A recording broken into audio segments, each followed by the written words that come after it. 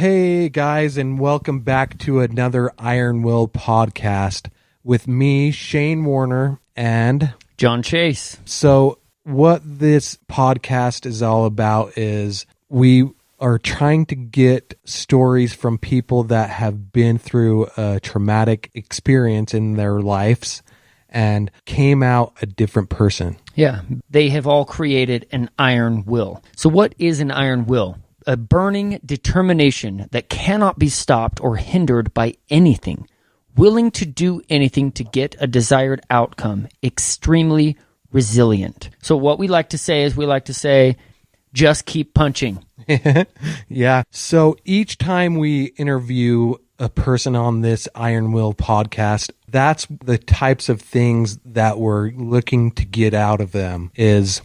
We want to make sure that we understand their story, what they've gone through, because people have gone through a lot of hard things, right? We want to know what they've gone through, how they've overcome it, and then what they're doing now to give back. And if you or anyone you know has a story that they would like to share on the podcast, my email address is shawarn@gmail.com. And you can send me an email and we'll get that person on the podcast. Right on. So sit back and relax and we're going to start the show. Welcome back to another Iron Will podcast. And I was listening to the Joe Rogan podcast the other day and I heard something on it that I thought would be the perfect way to introduce our next guest. So it was, some people don't have to look for hard times because hard times are everywhere they look. And I think that's really important because this next guest has gone through some really hard times in his life. So without further ado, here is Sean Costello. Take it away, bro.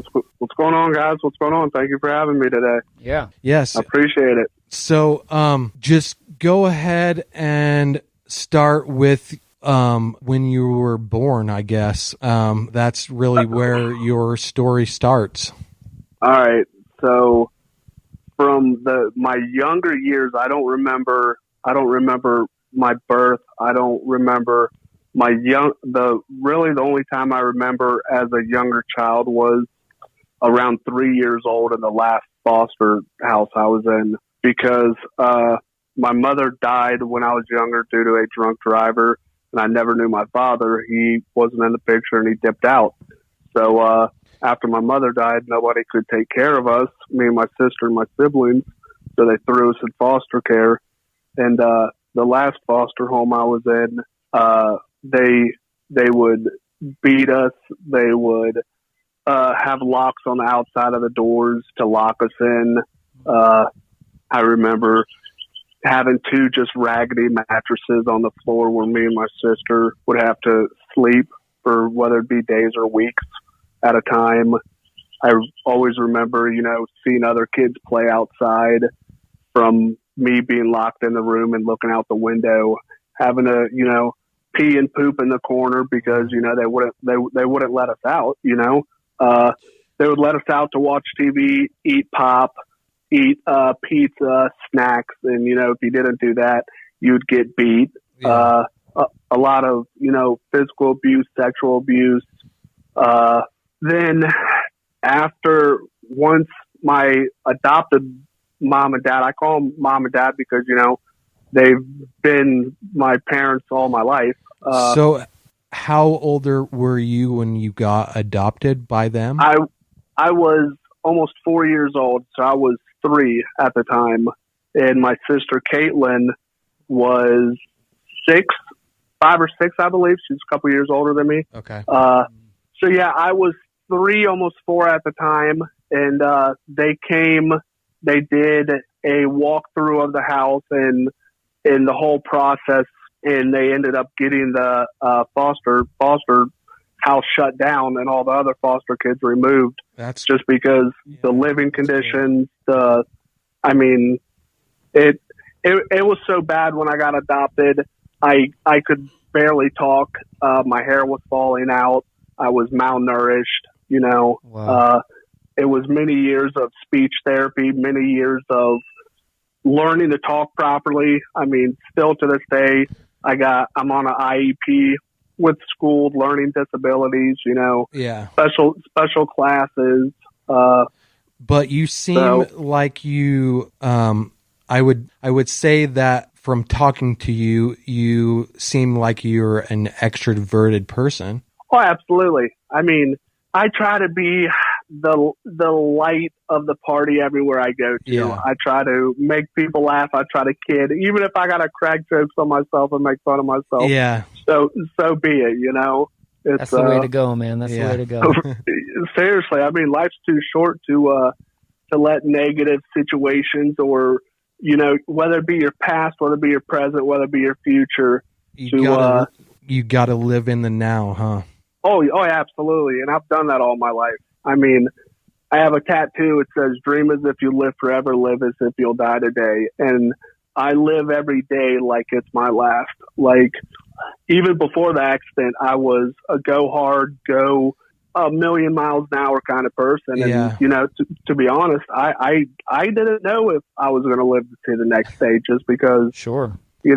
You're young, wild, and dumb, and I did a lot of young, dumb, stupid shit. Yeah, so, I can totally relate to that. yeah.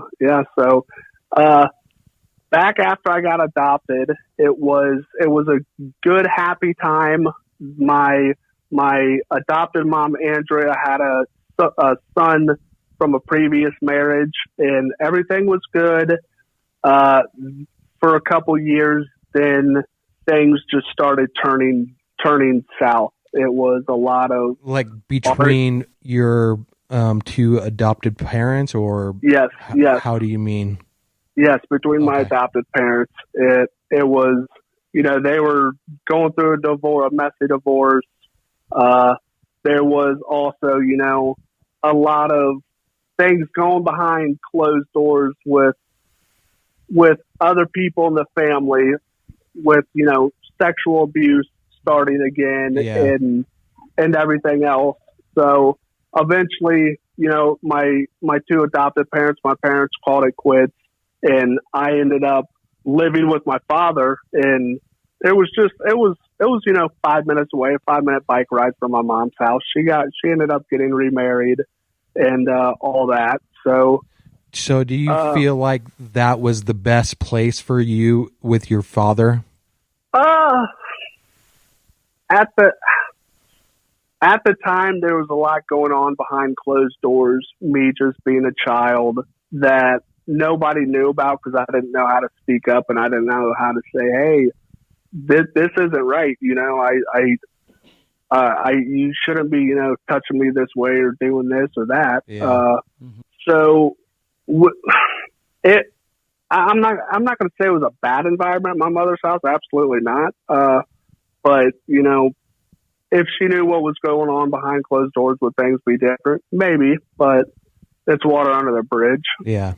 So, but after that, I lived with my father, still went over to my mom's house. Then we ended up moving to Cincinnati, the start of my 8th grade year. And where were you before this?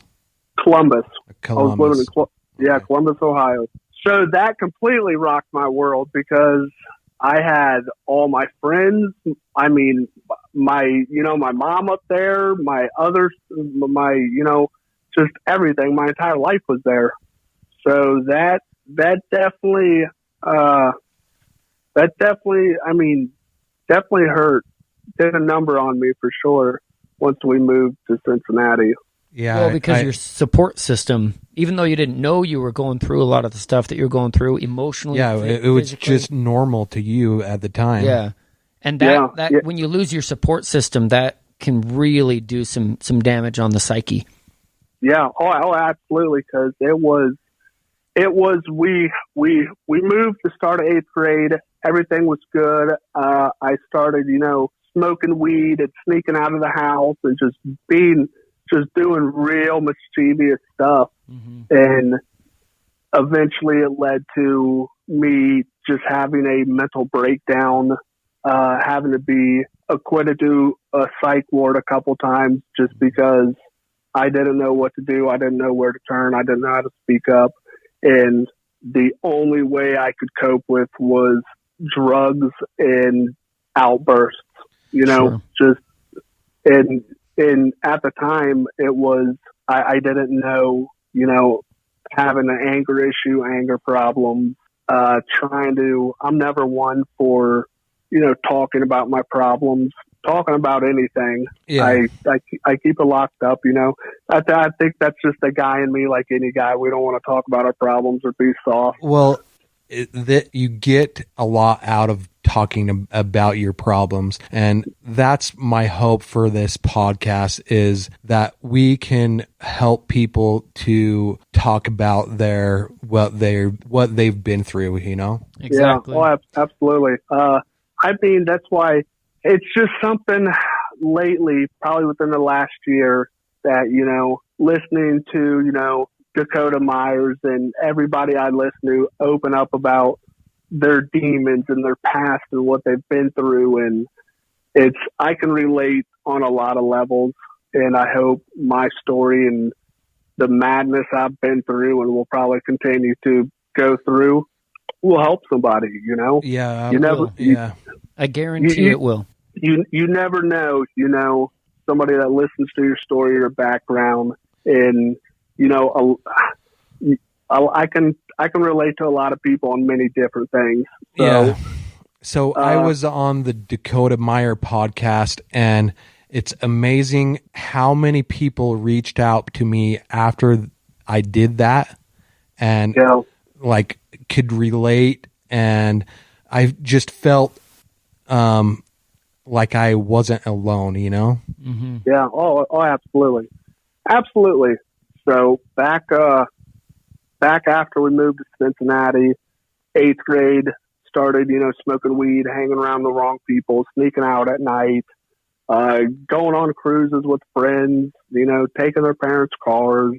And then it led to just anger. I mean, just rage. Went to Children's Hospital, tried to, how to get shockwave treatment done, talked to a psychologist, meds, and the meds they would put me on would just make me a complete zombie. Yeah. There were many nights that, nobody knows this, that, I'd be in such a deep sleep. I'd be completely out of it. I'd urinate the bed, and I'd be in 8th grade, eighth grade and a freshman in high school, because these medications would zombie me out. So eventually I talked to my father and told him, I want to stop them. I don't want to feel like that. I can do it myself. So for many years it was self-medicating with drugs, and trying drugs, and, just that whole drug lifestyle and fast life, and getting drugs and trying them and hanging with the wrong people and just all the bad stuff that comes with it. So that happened for many years after high school. Then my son was born when I was 20, and me and his mother were, still using and still, living the lifestyle and doing all the crazy stuff. But did having your son open your eyes a little bit?